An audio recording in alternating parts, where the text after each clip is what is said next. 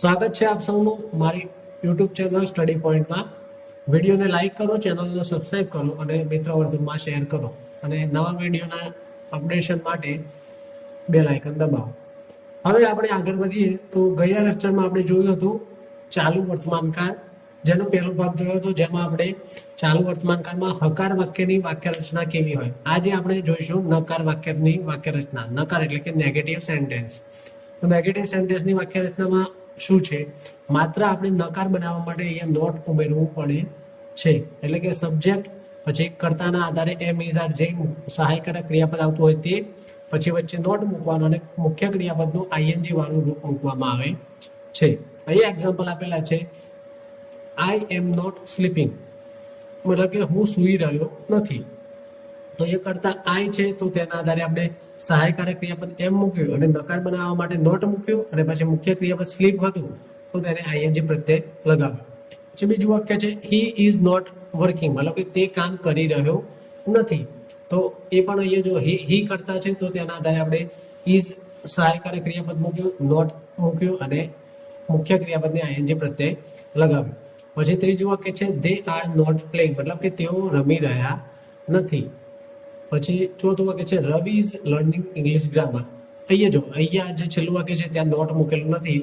આ એક વિધાન વાક્ય છે, એટલે કે હકાર વાક્ય છે. અહીંયા નોટ મૂક્યું નથી, એટલે કે આ હકાર વાક્ય કહેવાય. અહીંયા રવિ ઇઝ લર્નિંગ ઇંગ્લિશ ગ્રામર, એટલે કે રવિ અંગ્રેજી વ્યાકરણ શીખી રહ્યો છે. હવે આને નકાર બનાવવો હોય તો સિમ્પલી શું કરવાનું, રવિનો રવિ રહેશે, રવિ સાથે રવિ એક વચન હોવાથી અહીંયા ઇઝ ક્રિયાપદ આવશે, પછી લર્નિંગ મુખ્ય ક્રિયાપદને આઈએનજી પ્રત્યે લગે. પરંતુ આ જે સહાયકારક ક્રિયાપદ ઇઝ છે અને મુખ્ય ક્રિયાપદ લર્નિંગ, એ બંને વચ્ચે નોટ મૂકીશું. એટલે કે Ravi is not learning English grammar, ખાલી ઇઝ અને લર્નિંગ વચ્ચે નોટ મૂકી દેવાથી આપણે આ વાક્ય છે એ નકાર બની જાય છે.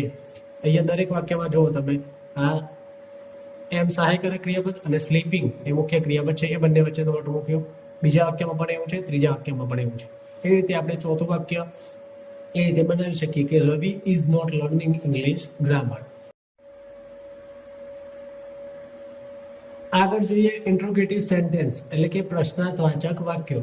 તો પ્રશ્નાર્થવાચક વાક્ય બનાવવા માટે શું કરવાનું, જે સહાયકારક ક્રિયાપદ હોય તે આપણે પ્રથમ મૂકીશું. એટલે કે સહાયકારક ક્રિયાપદથી આપણે વાક્યની શરૂઆત કરવાની હોય. હકાર વાક્યમાં કેવું હોય, સબ્જેક્ટ એટલે કર્તાથી શરૂઆત થાય, પરંતુ પ્રશ્નાર્થવાચક વાક્ય હોય તેમાં સહાયકારક ક્રિયાપદ હોય તેનાથી આપણે શરૂઆત કરવાની હોય છે. આપણે આગળ પણ સાદા વર્તમાનકાળનું જોયું તો તેમાં ડુ ડઝ મૂકતા હતા, સાદા ભૂતકાળનું જોયું તો તેમાં ડીડ મૂકતા હતા, ભવિષ્યકાળમાં વિલ શેલ મૂકતા હતા. એ રીતે અહીંયા જે સહાયકારક ક્રિયાપદ છે એમ ઇઝ આર, તો જે તે કર્તાના આધારે આપણે એમ ઇઝ આર મૂકીશું, પછી કર્તા મૂકવાનો અને પછી ક્રિયાપદનું આઈએનજી વાળું રૂપ મૂકવાનું હોય છે. અહીંયા ઉદાહરણ આપેલા છે, આર યુ સ્ટડિંગ, મતલબ કે શું તું ભણી રહ્યો છે. તો અહીંયા જો આર છે એ સહાયકારક ક્રિયાપદ મૂક્યું. હવે આર કોના આધારે મૂક્યું, તો અહીંયા યુ કરતા છે તો યુ સાથે આપણે જોયું હતું કે આર આવે, તો યુના આધારે આપણે સહાયકારક ક્રિયાપદ આર મૂક્યું, પછી કરતા યુ મૂક્યું અને સ્ટડી મુખ્ય ક્રિયાપદ સ્ટડી હતું તો તેને આઈએનજી પ્રત્યે લગાડ્યું. પછી બીજું વાક્ય છે, ઇઝ શી કુકિંગ, મતલબ કે શું તે ખાવાનું બનાવી રહી છે. કુક એટલે રસોઈ કરવી. પછી છે આર ધે કમિંગ, શું તેઓ આવી રહ્યા છે. આ રીતે આપણે સહાયકારક ક્રિયાપદ વાક્યની શરૂઆતમાં મૂકીને આપણે પ્રશ્નાર્થવાચક વાક્યો બનાવી શકીએ છીએ. પછી આગળ વધીએ, નેગેટિવ ઇન્ટ્રોગેટિવ સેન્ટેન્સ. નેગેટિવ એટલે આગળની સ્લાઇડમાં આપણે શું જોયું, સૌથી પહેલા જોયું નેગેટિવ સેન્ટેન્સ, એટલે કે નકાર બનાવવા માટે આપણે નોટ મૂકીએ છીએ. પછી એકલું ઇન્ટ્રોગેટિવ જોયું, એટલે કે પ્રશ્નાર્થવાચક બનાવવા માટે આપણે સહાયકારક ક્રિયાપદ એમ ઇઝ આરથી વાક્યની શરૂઆત કરીએ છીએ. અને આ શું છે, નેગેટિવ ઇન્ટ્રોગેટિવ, એટલે કે નકાર પ્રશ્નાર્થ વાક્ય રચના. એટલે કે અહીંયા આપણે જે આગળ જોયું પ્રશ્નાર્થવાચક સર્વનામ વાક્ય બનાવવા માટે એમ ઇઝ આર મૂક્યું, એમાં પાછું નોટ એડ કરવાનું, એટલે નકાર પ્રશ્નાર્થ વાક્ય બની જાય. અહીંયા રચના એવી છે, એમ ઇઝ આર એટલે સહાયકારક ક્રિયાપદ મૂકવાના યોગ્ય કર્તાના આધારે, પછી સબ્જેક્ટ એટલે કર્તા મૂકવાનો, પછી નોટ મૂકવાનું અને ક્રિયાપદનું આઈએનજી વાળું રૂપ મૂકવાનું. અહીંયા વી આઈએનજી એ થોડું કરવાનું છે. 1 મિનિટ હું કરી લઉં.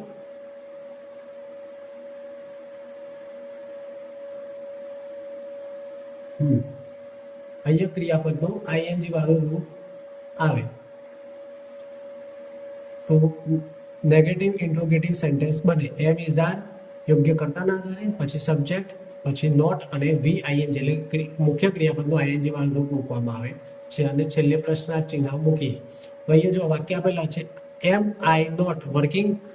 એમ અહીં આઈ કરતા છે તો આઈના સાથે એમ લાગે તો એમ પ્રથમ મૂક્યું સહાયકારક ક્રિયાપદ તરીકે, પછી આઈ કરતા મૂક્યું, પછી નોટ મૂક્યું અને પછી વર્કિંગ મુખ્ય ક્રિયાપદ હતું વર્ક તો તેનું ING રૂપ મૂક્યું. એટલે એમ આઈ નોટ વર્કિંગ, શું હું કામ નથી કરી રહ્યો એવું થાય. આગળ આપણે જોયું હતું કે એમાં શું હું કામ કરી રહ્યો છું એવું થાય. અને અહીંયા શું છે આપણે આગળ જોઈએ આમાં હતું આર યુ સ્ટડિંગ, શું તું ભણી રહ્યો છે. ઇચ ઇઝ કુકિંગ, શું તે કુકિંગ કરી રહી છે, રસોઈ બનાવી રહી છે. એ રીતે અહીંયા એવું બને છે કે એમ આઈ નોટ વર્કિંગ એટલે કે હું શું કામ કરી નથી રહ્યો. પછી ઇઝ હી નોટ સ્ટડિંગ, શું તે ભણી નથી રહ્યો એવું થાય. અને આર ધે નોટ પ્લાનિંગ, શું તેઓ પ્લાનિંગ નથી કરી રહ્યા એવો મતલબ થાય. એટલે કે પ્રશ્નાર્થ અને નકાર બંને વાક્ય રચના અહીંયા બને છે. હવે આગળ જોઈએ કોન્ટ્રાક્ટેડ ફોર્મમાં બોલચાલમાં વધુ વપરાય. કોન્ટ્રાક્ટેડ એટલે કે સંકોચાયેલું એવું કહેવાય. અહીંયા જો આપણે આર નોટને આરન્ટ કહીએ, પછી એમ નોટ તેને આપણે આન્ટ કહેવાય AINT, અને ઇઝ નોટને આપણે ઇઝન્ટ તરીકે કહી શકીએ છીએ. પ્રશ્નાર્થ બનાવવા માટે આપણે જ્યારે આપણે જે આગળની સ્લાઇડમાં જોયું કે અહીંયા જો એમ લખ્યું પછી નોટ લખ્યું, ઇઝ પછી નોટ લખ્યું, આર પછી નોટ લખ્યું. એ જ રીતે એ ભેગું કરીને આપણે AINT એમ નોટને આપણે આયન્ટ લખી શકીએ, આર નોટને આરન્ટ લખી શકીએ અને ઇઝ નોટને ઇઝન્ટ લખી શકીએ છીએ. તો એ રીતે કોન્ટ્રાક્ટ ફોર્મનો વાપરવાનું. પછી સબ્જેક્ટ અને મુખ્ય ક્રિયાપદનું ING વાળું રૂપ મૂકવામાં આવે છે. અહીંયા લખેલું છે આરન્ટ યુ કમિંગ વિથ અસ, શું તમે અમારી સાથે નથી આવી રહ્યા. એ રીતે અહીંયા આપણે આ રીતે કોન્ટ્રાક્ટેડ ફોર્મમાં ના લખવું હોય તો કેવી રીતે લખાય, are you not coming with us. આપણે જુદું જુદું લખવું હોય તો આર લખવાનું, પછી કરતા લખવાનું, પછી નોટ મૂકવાનું. અને જ્યારે કોન્ટ્રાક્ટેડ ફોર્મમાં લખીએ ત્યારે આ રીતે આરન્ટ જોડે લખવાનું થાય છે. જેમાં આર અને નોટ ભેગું કરીને આરન્ટ બને છે. એટલે કે આરન્ટ યુ કમિંગ વિથ અસ, શું તમે અમારી સાથે નથી આવી રહ્યા. એ જ રીતે બીજા વાક્યમાં ઇઝન્ટ શી સ્લીપિંગ, શું તે સૂઈ રહી નથી. તો અહીંયા ઇઝ અને નોટ ભેગું થઈને ઇઝન્ટ બને છે. પછી ત્રીજું છે આરન્ટ ધે વેટિંગ આઉટસાઇડ, શું તેઓ બહાર રાહ નથી જોઈ રહ્યા. તો આમાં પણ આર અને નોટ ભેગું છે. હવે આગળ જોઈએ WH વર્ડ, એટલે કે WH વર્ડથી આપણે પ્રશ્નાર્થ વાક્ય બનાવવાનું હતું. WH વર્ડ મૂકવાનું, પછી એમ ઇઝ આર કર્તાના આધારે, પછી સબ્જેક્ટ, પછી મુખ્ય ક્રિયાપદનું ING વાળું અને કર્મ, અને પછી પ્રશ્નાર્થ ચિહ્ન. વોટ એટલે કે શું, તો વોટ આર યુ ડુઈંગ, તું શું કરી રહ્યો છે. બરોબર. તો અહીંયા WHAT વોટ એટલે શું, પછી એમ ઇઝ આર તો અહીંયા યુ કરતા છે, યુના આધારે આપણે આર મૂક્યો અને મુખ્ય ક્રિયાપદ ડુ હતું તો ડુને ING લગાવીને ડુઈંગ કર્યું છે. પછી છે વોટ ઇઝ શી રીડિંગ, શું તે શું વાંચી રહી છે. પછી છે વોટ આર ધે ડિસ્કસિંગ, મતલબ કે તેઓ શું ચર્ચા કરી રહ્યા છે. ડિસ્કસ એટલે ચર્ચા કરવી. તો અહીંયા જો વોટ પછી ધે કરતા છે, ધેના આધારે આપણે આર મૂક્યો અને ડિસ્કસને આપણે ING લગાડ્યું. હવે આગળ જોઈએ WH બીજો પ્રશ્નાર્થ વાક્ય માટે છે વેર એટલે કે ક્યાં. તો વેર ઇઝ હી સ્ટેઇંગ, મતલબ તે ક્યાં રોકાયો છે. પછી વેર આર ધે પ્લેઇંગ, તેઓ ક્યાં રમી રહ્યા છે. તો અહીંયા જો હી કર્તાના આધારે આપણે ઇઝ મૂક્યો છે અને બીજા વાક્યમાં ધે કર્તાના આધારે આપણે આર મૂક્યો છે. પછી છે વેન એટલે કે ક્યારે, વેન આર યુ લિવિંગ, તું ક્યારે નીકળી રહ્યો છે. તો એ જો વેન પછી WH શબ્દ મૂક્યો, પછી સહાયકારક ક્રિયાપદ મૂક્યું આર જે યુ કર્તાના આધારે આવે, અને લીવ મુખ્ય ક્રિયાપદ હતું તેને ING પ્રત્યે લગાડ્યું. તો લીવમાં જો LEAVE આવે તો એક ઈ હતો તે કાઢીને આપણે ING લગાડેલું છે. ING ક્યારે કેવી રીતે લગાડવું એના નિયમ આપણે આગળ જોયેલા છે. પછી છે વેન ઇઝ શી કમિંગ, તે ક્યારે આવી રહી છે. પછી ત્રીજું વાક્ય છે વેન આર ધે એરાઇવિંગ, તેઓ ક્યારે પહોંચી રહ્યા છે એવું થાય. પછી આગળ જોઈએ વાય એટલે કે શા માટે, વાય આર યુ ક્રાઇંગ, તું શા માટે રડી રહ્યો છે. તો એ WH પ્રશ્ન શબ્દ મૂક્યો, પછી યુ કરતાના આધારે આર મૂક્યો અને ક્રાયને ING લગાવ્યું છે. પછી વાય ઇઝ હી લાફિંગ, તો તે શા માટે હસી રહ્યો છે. પછી વાક્ય છે વાય આર ધે આર્ગ્યુઇંગ, તેઓ શા માટે ઝઘડી રહ્યા છે. પછી આગળ જોઈએ વુ એટલે કે કોણ. WHO હું જ્યારે સબ્જેક્ટ એટલે કર્તા તરીકે દર્શાવતું હોય ત્યારે એ વખતના વાક્ય જોઈએ. હુ ઇઝ સિંગિંગ, કોણ ગાઈ રહ્યું છે. તો એ જો હું મૂક્યું, પછી ઇઝ મૂક્યું છે અને પછી સિંગિંગ મુખ્ય ક્રિયાપદ મૂક્યું છે. હવે અહીંયા કરતા નથી. કેમ કરતા નથી? કારણ કે હું પોતે કર્તા માટે પ્રશ્નવાચક શબ્દ બને છે, એટલા માટે અહીંયા હું કરતા આપેલો નથી.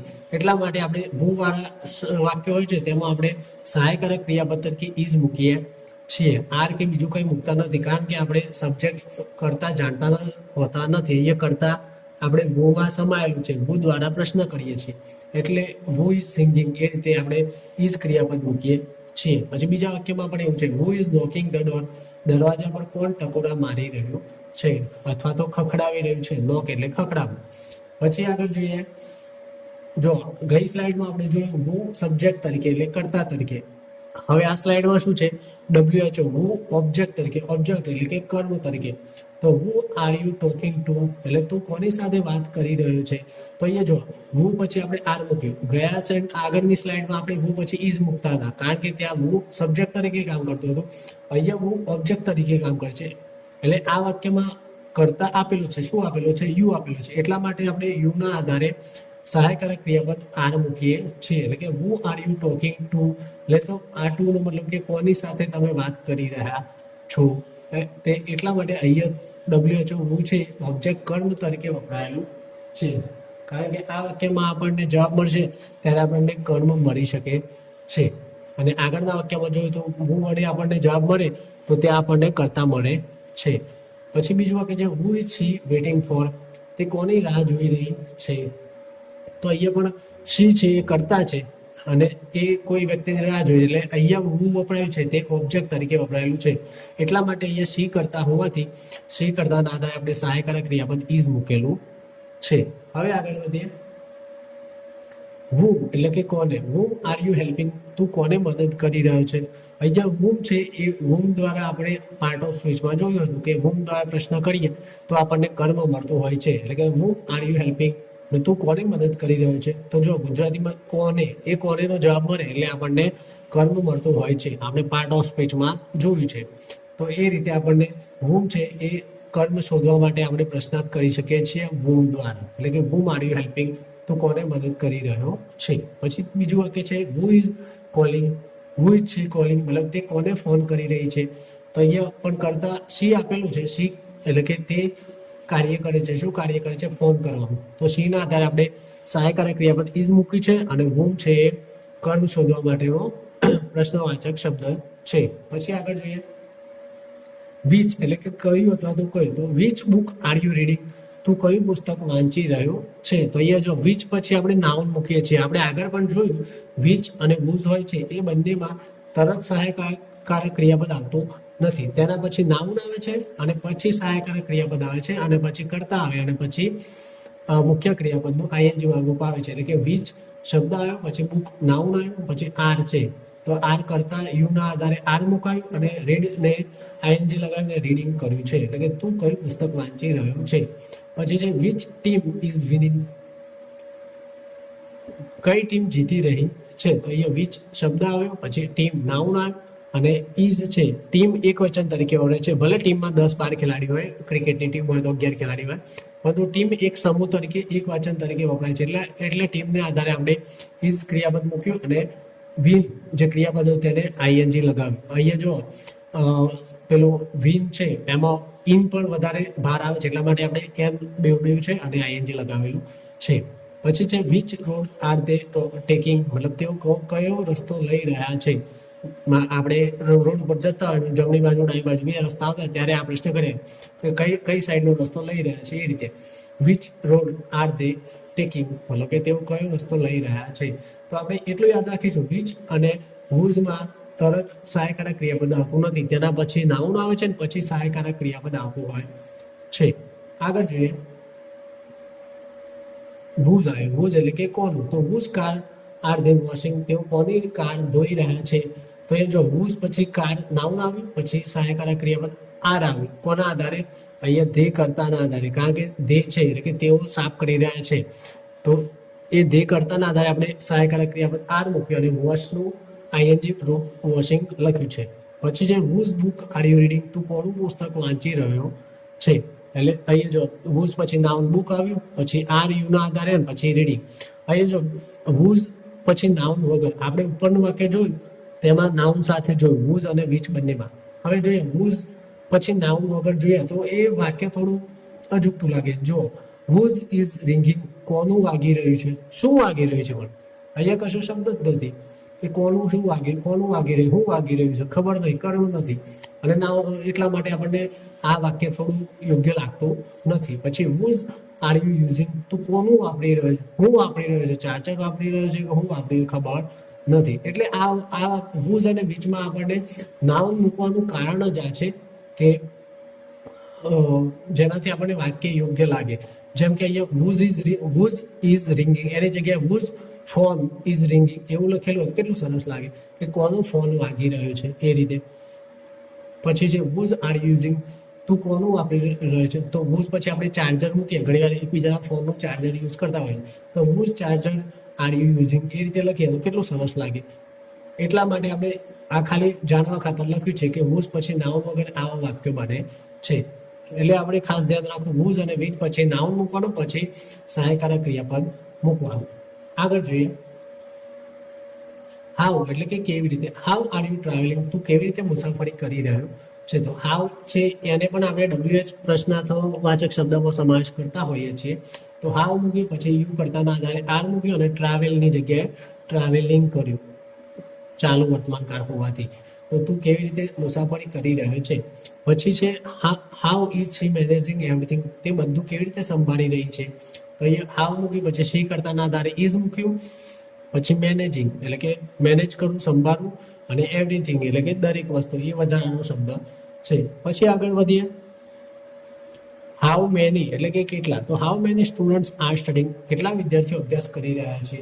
જો હાઉ મેની અને હાઉ મચ એ બંને શબ્દો આવે છે, તેનો મતલબ થાય છે કેટલા, કેટલું. પરંતુ હાઉ મેની ક્યારે વપરાય, જ્યારે કઈ વસ્તુ, જે વસ્તુની વાત થતી હોય તે વસ્તુ આપણે ગણી શકતા હોય ત્યારે આપણે હાઉ મેનીનો ઉપયોગ કરીએ છીએ પ્રશ્નાર્થ બનાવવા માટે. અને જો જે વસ્તુની વાત કરતા હોય એ વસ્તુ આપણે ગણી ના શકતા હોય, બરોબર, ત્યારે આપણે તેને જે અનકાઉન્ટેબલ હોય ત્યારે આપણે હાઉ મચ તરીકે વાપરી શકીએ છીએ. જેમ કે દૂધ હોય અથવા તો પાણી હોય, જે માપવાનું હોય એ બધા માટે આપણે હાઉ મચનો ઉપયોગ કરી શકીએ છીએ.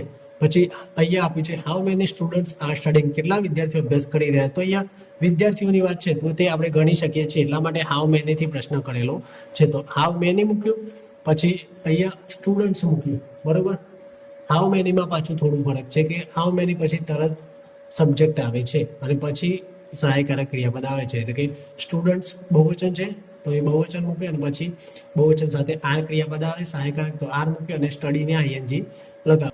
પછી છે how many books are you carrying, મતલબ કે તું કેટલા પુસ્તક લઈ જઈ રહ્યું છે. તો એ જો હાઉ મેની પછી બુક્સ મૂક્યું, બરોબર, અને ક્રિયા કોણ કરે છે, યુ, એટલે કે યુ લઈ જઈ રહ્યો છે એટલે યુના આધારે આપણે આર મૂક્યું છે અને પછી કેરિંગ જે છે મુખ્ય ક્રિયાપદ તેને આઈએનજી લગાવેલું છે. એટલે અહીંયા હાઉ મેની છે બુક્સ, પુસ્તકો ગણી શકાય એટલા માટે હાઉ મેનીનો ઉપયોગ કરેલો છે. પછી આગળ જોઈએ હાઉ મચ એટલે કે કેટલું. How much money are you spending, તું કેટલા પૈસા ખર્ચી રહ્યો છે. તો પૈસાને આપણે ગણીએ છીએ પણ ત્યાં હાઉ મચ મની માટે આપણે હાઉ મચથી પ્રશ્ન કરીએ છીએ. એટલે કે how much money are you spending, મતલબ કે અહીંયા યુ કરતાના આધારે આપણે આર મૂકેલો છે અને સ્પેન્ડ એટલે કે વાપરવું, ખર્ચવું, તો તેને આઈએનજી લગાવેલું છે. How much water is leaking, કેટલું પાણી લીક થઈ રહ્યું છે. તો એ વોટર છે તો આપણે હમણાં કીધું કે ગણી ન શકાય તેવા નામ હોય, તેવી વસ્તુ હોય ત્યારે આપણે હાઉ મચનો ઉપયોગ કરીએ છીએ. તો હાઉ મચ પછી વોટર માટે આપણે ઇઝ સહાયકારક ક્રિયાપદ વાપરીને લીકની જગ્યાએ લીકિંગ કર્યું છે, એટલે કે કેટલું પાણી લીક થઈ રહ્યું છે, બરાબર.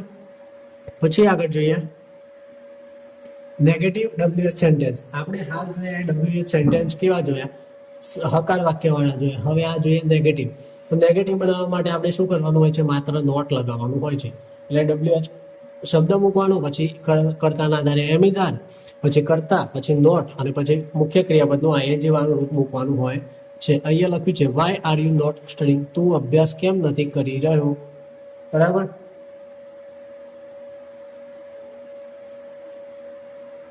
તો અહીંયા તમે જો વાય મૂક્યું WH શબ્દ, પછી સબ્જેક્ટ કરતા યુ હતો, યુના આધારે આપણે આર મૂક્યું, પછી બંને પછી નોટ મૂક્યું અને પછી સ્ટડીને આઈએનજી લગાવ્યું. એટલે કે તું અભ્યાસ કેમ નથી કરી રહ્યો.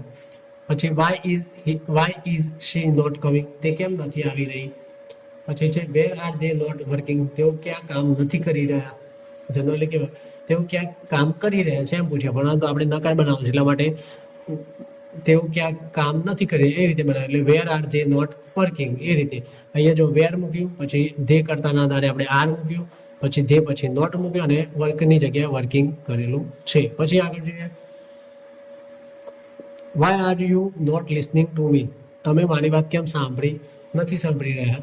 તો અહીંયા વાય મૂક્યું, પછી યુ કરતાના આધારે આર મૂક્યું, પછી નોટ મૂક્યું, પછી લિસનની જગ્યાએ લિસનિંગ કર્યું અને ટુ મી એટલે કે મારી અથવા તો મને કેમ સાંભળી નથી રહ્યા.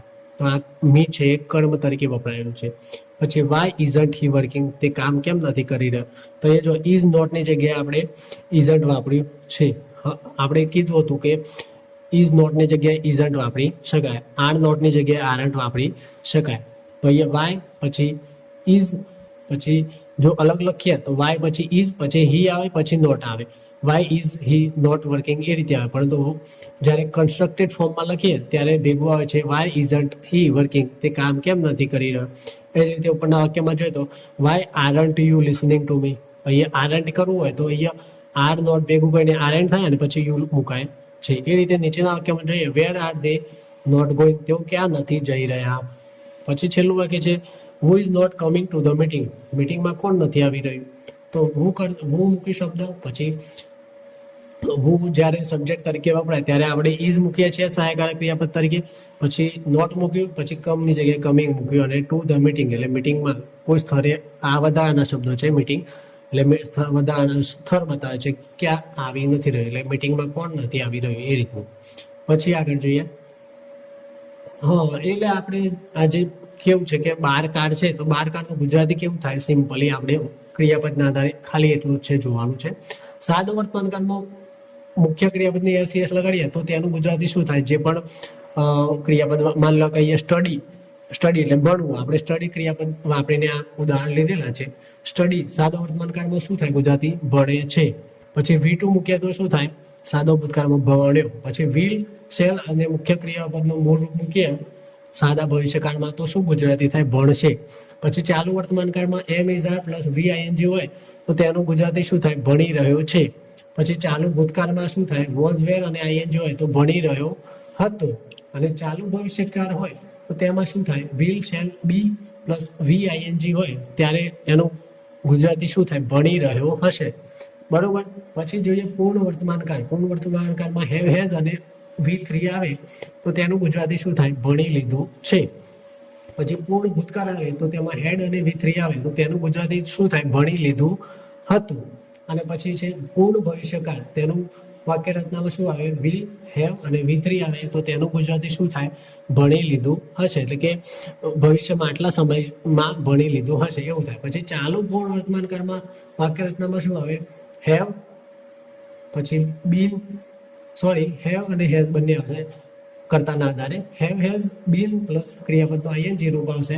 એટલે કે થી ભણી રહ્યો છે. થી એટલે આ થી નો મતલબ છે કે કેટલા સમયથી ભણી રહ્યો છે એવું થાય. પછી ચાલુ પૂર્ણ ભૂતકાળમાં had plus been plus ING આવશે તો તેનો મતલબ થાય કેટલા સમયથી ભણી રહ્યો હતો એવું ગુજરાતી થાય.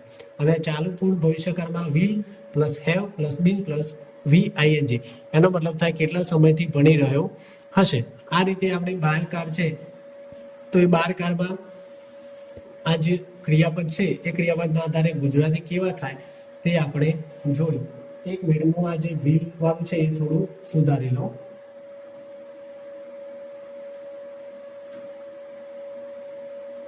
અહીંયા હેવ અને હેઝ બંને આવશે. આ જે છે ત્યાં હેવ અને હેઝ બંને આવશે, મતલબ કર્તાના આધારે. જો હી શી ઈટ હશે તો હેઝ આવશે અને દે યુ હશે તો હેવ આવશે. એટલે એ ખાસ ધ્યાન રાખીશું. થેન્ક યુ મિત્રો. આશા રાખું છું તમને સમજણ પડી હશે. સમજણ ના પડી હોય તો કોમેન્ટ કરજો અને વિડીયોને લાઈક કરો, ચેનલને સબસ્ક્રાઈબ કરો અને આગળ શેર કરતા રહો. આભાર.